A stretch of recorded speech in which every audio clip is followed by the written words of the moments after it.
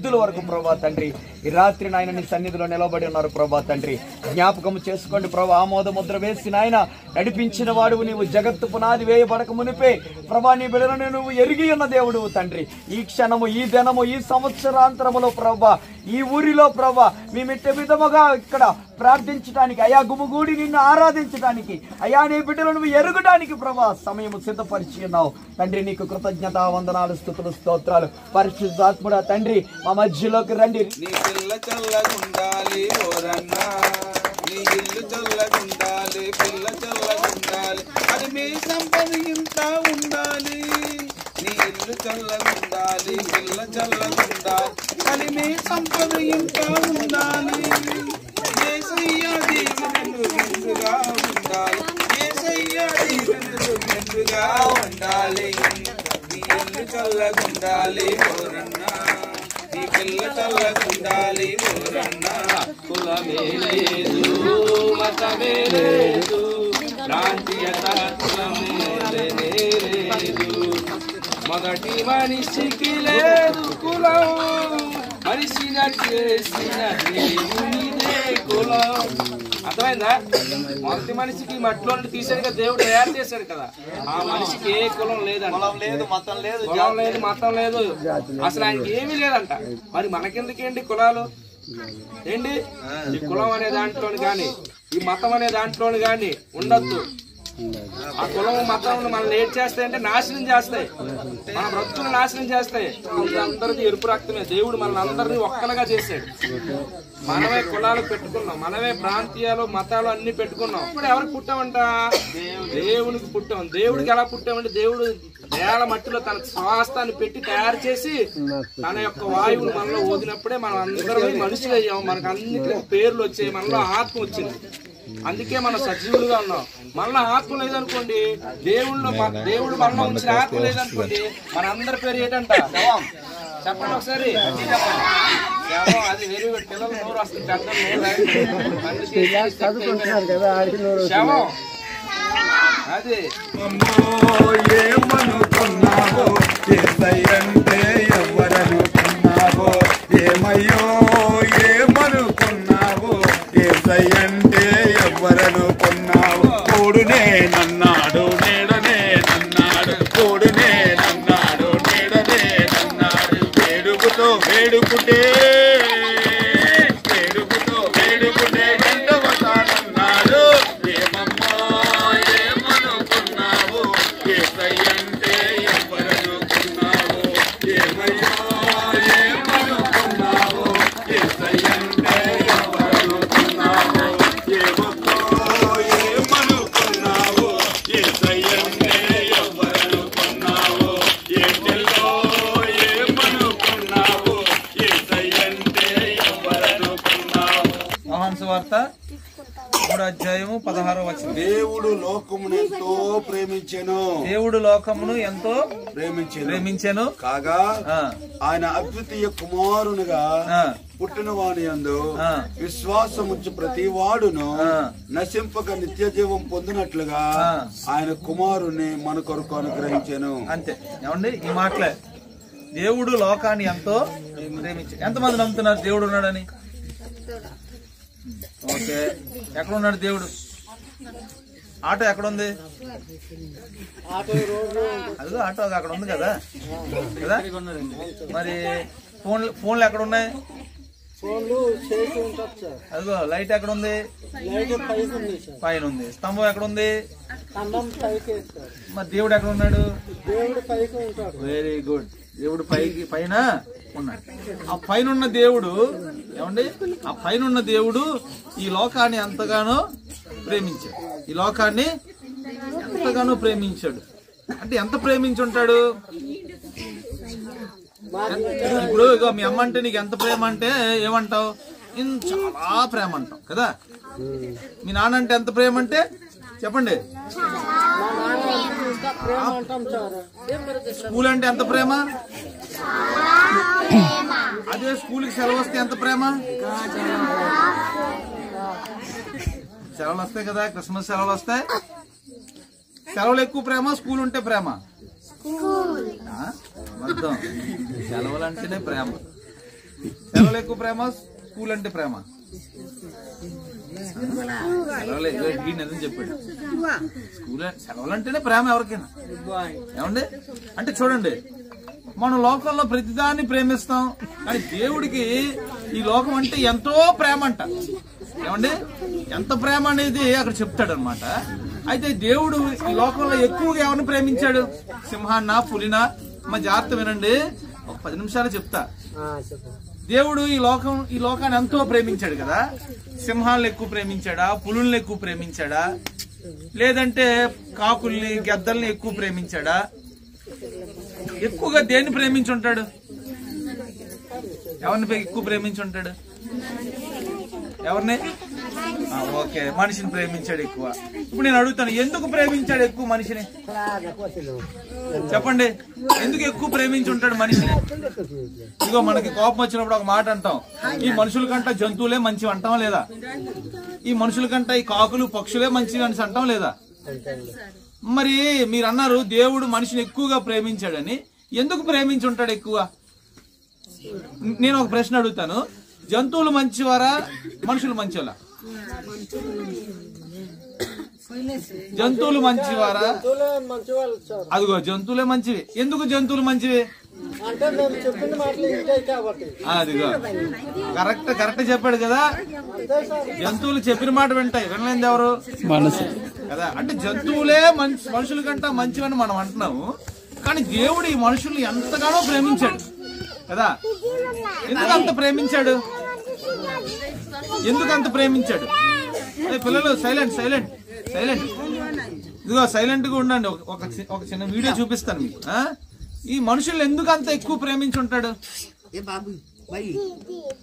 ఎందుకు ప్రేమించి ఉంటాడు? ఎవరికైనా తెలుసా? ఎవరికి తెలియదు. ఓకే, నేను చెప్తాను ఎందుకు ప్రేమించాడంటే, మనిషిని నేల మట్టిని తీసి తయారు చేశాడు కదా. ఈ తయారు చేసినప్పుడు చివరిగా మనిషిని తయారు చేశాడు. ఈ జంతువులన్నింటిని ముందు తయారు చేశాడు. ఈ మనిషిని తయారు చేస్తున్నప్పుడు ఈ మనిషికి దేవుడు తన రూపాన్ని ఇచ్చాడు. ఎవరి రూపం? దేవుడు రూపాన్ని ఇచ్చాడు. అంటే దేవుడు తన రూపాన్ని సింహానికి ఇవ్వలే, దేవుడు తన రూపాన్ని పులికి ఇవ్వలే, దేవుడు తన రూపాన్ని గెద్దకి ఇవ్వలే, దేవుడు తన రూపాన్ని నెమలికి ఇవ్వలేదు, దేవుడు తన రూపాన్ని చేపకి ఇవ్వలేదు, దేవుడు తన రూపాన్ని యాపిల్కి ఇవ్వలేదు, దేవుడు తన రూపాన్ని మామిడి పండుకి ఇవ్వలేదు, దేవుడు తన రూపాన్ని ఏ చెట్టుకి ఇవ్వలేదు, సూర్యుడికి ఇవ్వలేదు, చందమామకి ఇవ్వలేదు, ఆకాశానికి ఇవ్వలేదు, నక్షత్రాలకు ఇవ్వలేదు, సముద్రానికి ఇవ్వలేదు, చెరువులకి ఇవ్వలేదు, కొండలకి ఇవ్వలేదు, ఎవరికి ఇవ్వలేదు. ఎవరికి ఇవ్వాలనుకున్నాడు? మనిషికి ఇవ్వాలనుకున్నాడు. అంటే ఈ లోకంలోని ఈ మనిషి అనే ఒక్క జీవే ఎవరి రూపంలో ఉన్నాడు? ఇప్పుడు పక్క వారు చెప్పండి, నువ్వు దేవుడి రూపం అని చెప్పండి. అంటే నువ్వు దేవుడి రూపం అని చెప్పు. చెప్పరా రే, నువ్వు దేవుడి రూపం అని చెప్పరా? అడిగి చెప్పు, నువ్వు చెప్పు, నువ్వు దేవుడి రూపం. ఎవరి రూపం? మనం అందరం ఎవరి రూపంలో ఉన్నాం? దేవుడి రూపం. అంటే దేవుడి రూపాన్ని ఇచ్చి తర్వాత ఇంకొకటి ఇచ్చాడు తెలుసా అండి? రూపం ఇచ్చాడు. రూపం ఇచ్చిన తర్వాత ఏం చేశాడంటే, ఇదిగో ఆ మట్టి బొమ్మకి, ఆ మట్టికి రూపం ఇచ్చాడు. ఎవరి రూపం? రూపం ఇచ్చి ఇలా పట్టుకొని ఊదాడు అనమాట. ఊదగానే మట్టిలోనికి ఆత్మ వెళ్ళింది. ఎవరి ఆత్మ?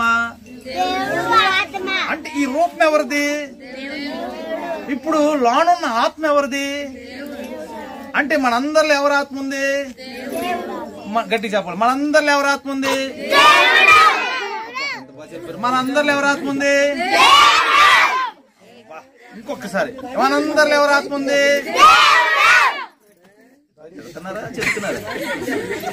సార్ ఇంకొకసారి చెప్పండి సార్. మనందరిలో ఎవరి ఆత్మ ఉంది? ఓకే, మనం అందరం ఎవరి రూపాలు ఉన్నాం? చూడు, మళ్ళీ ఆత్మ కూడా దేవుడు తన ఆత్మని జంతువులకి ఇవ్వలే. ఎవరికి ఇచ్చాడు? మనకి. రూపం, ఈ రూపం ఎవరిది? దేవుడిది. లోనున్న ఆత్మ ఎవరిది?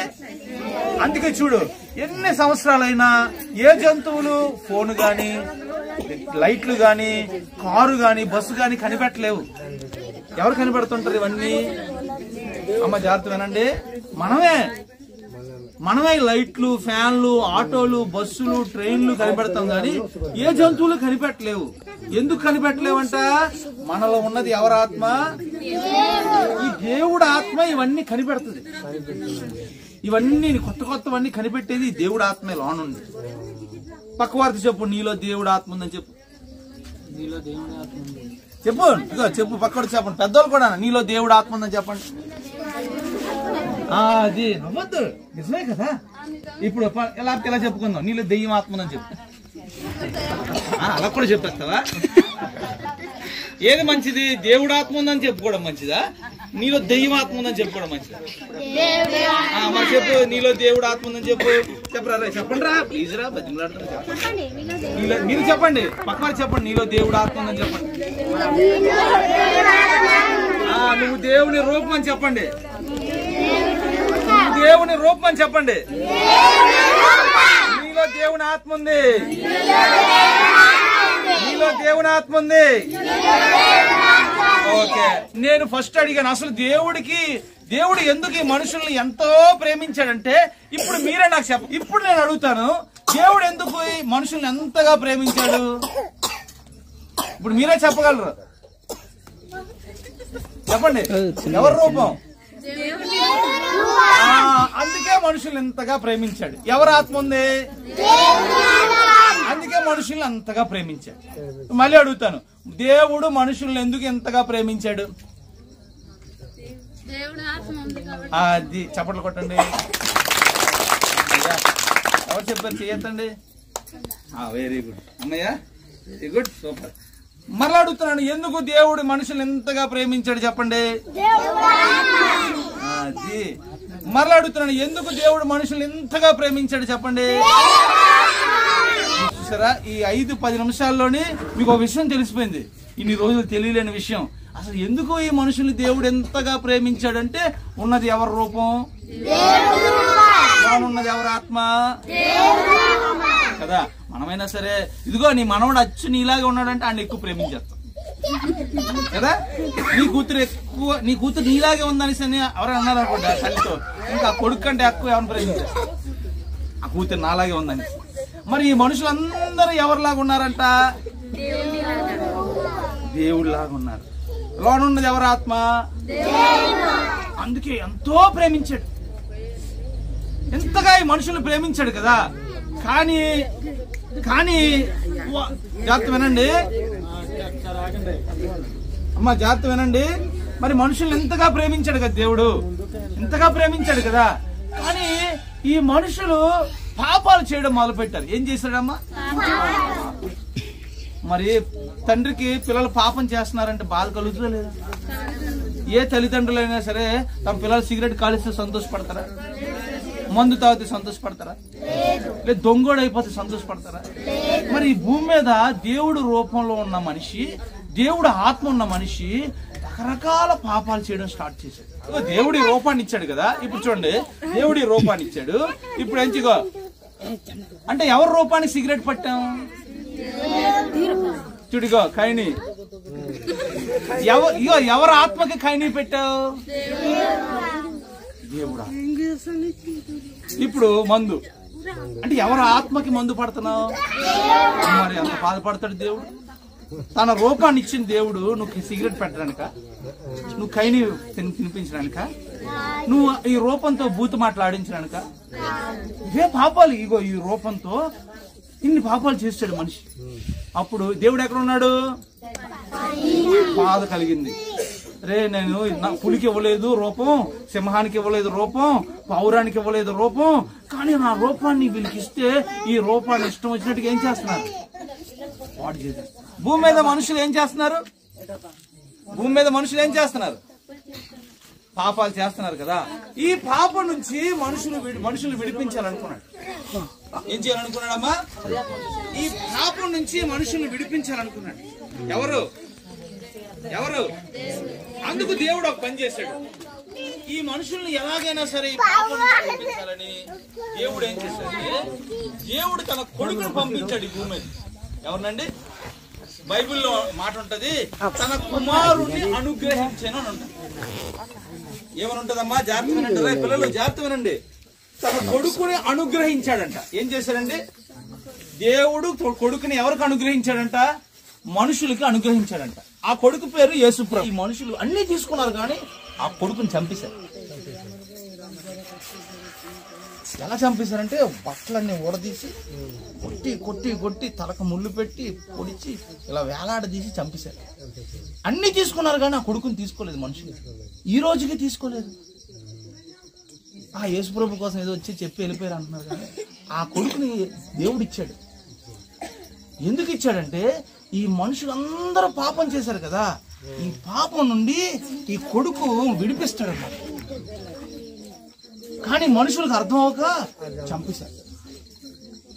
ఏం చేశారమ్మా? ఏం చేశారు?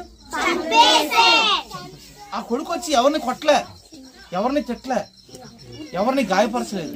ఒకటే అన్నాడు, ఇదిగో మీరు నా మాటలు వింటే మీ పాపం నుంచి మీకు విడుదల వస్తుంది, మీ దేవుడి దగ్గరికి మీరు వెళ్ళిపోతారు అని చెప్పాడు ఆయన. అంతే. కానీ నీ మాటలు వినము, మాకు మాటి మాటికి మాటలు చెప్తావు అనేసి అని చంపేశారు. అంటే అసలు అది ఎవరికి ఇచ్చాడు దేవుడు? ఎవరికి ఇచ్చాడు? మనుషులకి ఇచ్చాడు. కానీ మనుషులకు అర్థం అవ్వలేదు. మనుషులకు అర్థం అవ్వక చంపేశారు. ఇలాగ 2000 సంవత్సరాల ముందు చంపేశారు. అప్పుడు దేవుడు బాధ కలిగింది. దేవుడు బాధ కలిగి మళ్ళీ ఆలోచించాడు, అరే నేను వీళ్ళు కొడుకునిస్తే వీళ్ళు బియ్యం ఇస్తే తీసుకున్నారు, బట్టలు ఇస్తే తీసుకున్నారు. జాగ్రత్త వినండి, మళ్ళీ చూపిస్తాను. వీళ్ళు బియ్యం ఇస్తే తీసుకున్నారు, బట్టలు ఇస్తే తీసుకున్నారు, పిల్లలు ఇస్తే తీసుకున్నారు, భర్తనిస్తే తీసుకున్నది, వారిని ఇస్తే తీసుకున్నాడు. కానీ ఈ నా కొడుకునిస్తే తీసుకోలేదేంటి వీరు? ఇప్పుడు చూడండి, పశువులు పెంచుతారు, ఒక మేకపిల్ల పుట్టింది అనుకోండి, వెంటనే ఏం చేస్తారు? అంటే దేవుడు ఏది ఇచ్చినా సరే తీసుకుంటున్నాము, ఆ ఒక్కడిని తీసుకోలేదు. తీసుకోకపోగా ఏం చేశారు? ఇది ఎక్కడ చంపేశారు తెలుసా అమ్మా? భూమికి కరెక్ట్ గా మధ్యలో జరిగింది. భూమికి మధ్యలో జరిగింది ఇజ్రాయెల్ దేశం. చంపేశారు. చంపేస్తే దేవుడు మళ్ళీ ఏం చేశాడు తెలుసా అండి? మనుషులు చంపేశారు. చంపేస్తే దేవుడు మరలా ఏం చేశాడు తెలుసా? ఆ చనిపోయిన ఆ వ్యక్తిని మళ్ళీ లేపాడు.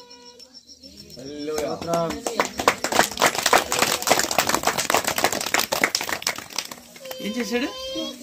చంపేసింది ఎవరు? మనుషులు. చనిపోయిన వ్యక్తిని మరలా లేపాడు దేవుడు. లేపాడు. ఎందుకు లేపాడు తెలుసా? మరలా లేపి, ఇదిగో నేను పంపిస్తే మీరు చంపేశారు, మీకు జ్ఞానం లేదు, మీకు ఎంత చెప్పిన అర్థం లేదు, ఇదిగో మీరు చంపేశారు కానీ ఇదిగో మరలా బతికిస్తున్నానులే అని మళ్ళీ బతికించి మళ్ళీ తీసుకోండి అని ఇచ్చాడు. ఆ సిలువలో అలా చనిపోయాడు కదా, మళ్ళీ లేచాడు. 3వ రోజు లేచాడు. మరణాన్ని బద్దలు కొట్టుకొని వచ్చాడు బయటికి. పెద్ద సమాధిలో పెడితే సమాధి రాయి తులిపోద్ది. 3వ రోజు తెల్లవారికి బయటకు వచ్చేస్తాడు.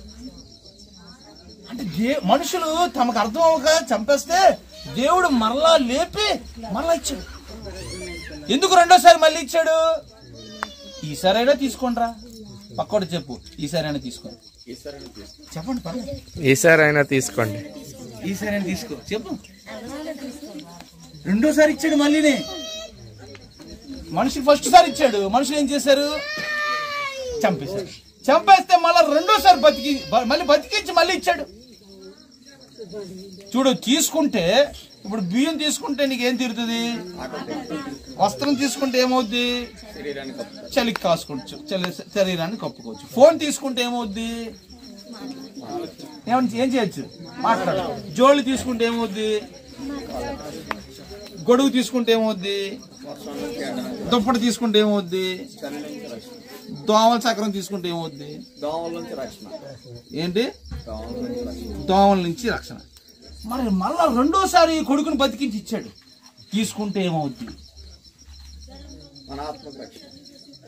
ఎప్పుడైతే సిలువలో చనిపోయిన యేసు, మరణాన్ని గెలిచిన యేసు నేను మనస్ఫూర్తిగా తీసుకుంటావో, మరలా అడుగుతున్నాను, ఇప్పటి వరకు ఒక్క పాపం చేయలేదని వారు చేయొద్దండి.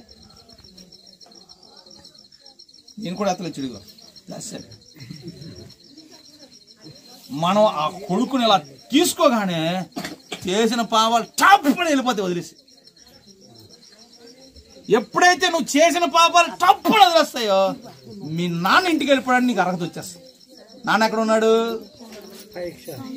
ఎక్కడున్నాడు? ఈ నాన్న దగ్గరికి వెళ్ళనివ్వలేదు ఏంటంటే మన పాపమే. మరి ఇక్కడ పాపం వల్ల శరీరానికి మురికి అంటుకోదు, ఆత్మకి. ఎవరిచ్చిన ఆత్మకి? దీన్ని నీళ్లతో కడిగితే శుభ్రం అవ్వదు, దీన్ని సర్ఫేస్ కడిగితే శుభ్రం అవ్వదు. పాపం అనే దాన్ని నువ్వు ఎన్ని సర్ఫులు వాడినా అది పోదు. దాన్ని దేంతో కడగాలంటే యేసు ప్రభు కార్చిన రక్తం అనే సర్ఫ్తో కడగాలి. ఆ రక్తం అనే సర్ఫ్ వల్లే పాపం అనే మురికి వదులుతుంది, ఇంకా వదలదు. నువ్వు ఎంతమందికి దాన ధర్మాలు చేసినా వదలదు, నువ్వు ఎంతమందికి సహాయం చేసినా వదలదు. యేసు కార్చిన అంటే దేవుడిచ్చాడు కదా, దేవుడిచ్చిన ఆ కొడుకు కార్చిన రక్తాన్ని నువ్వు పట్టుకుంటే పాపం అనే మురికి వదిలేస్తా. అంటే యేసు ప్రభుని ఎందుకు ఇచ్చాడు దేవుడు? ఇదిగో అంటే ఇప్పుడు యేసు ప్రభు అనే వ్యక్తి ఒక సబ్బు అనుకోండి, అర్థమవుతుందమ్మా. రక్సోనా, సింతాలు, లైఫ్ బాయ్, ఇలా రకరకాల సబ్బులు ఉన్నాయి కదా. ఇప్పుడు యేసు ప్రభు అనే ఒక వ్యక్తి ఒక సబ్బు. ఈ సబ్బు బట్టలు క్లీన్ చేసుకోవడానికి కాదు, ఈ సబ్బు సామాన్లు క్లీన్ చేసుకోవడానికి కాదు. ఈ సబ్బు ఎంతమంది పాపం చేసిన చేతులు ఎత్తండి.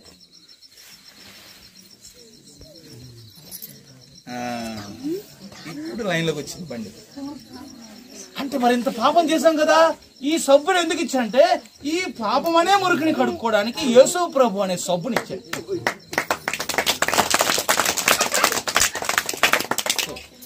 తండ్రి నువ్వు ఒక సబ్బునిచ్చావు నా పాపాలు కడగడానికి, ఆ సబ్బు అదే నాకు తెలియలేదయ్యా, ఈ రాత్రి నేను తీసుకుంటానంటే సంతోషం అయిపోతుంది.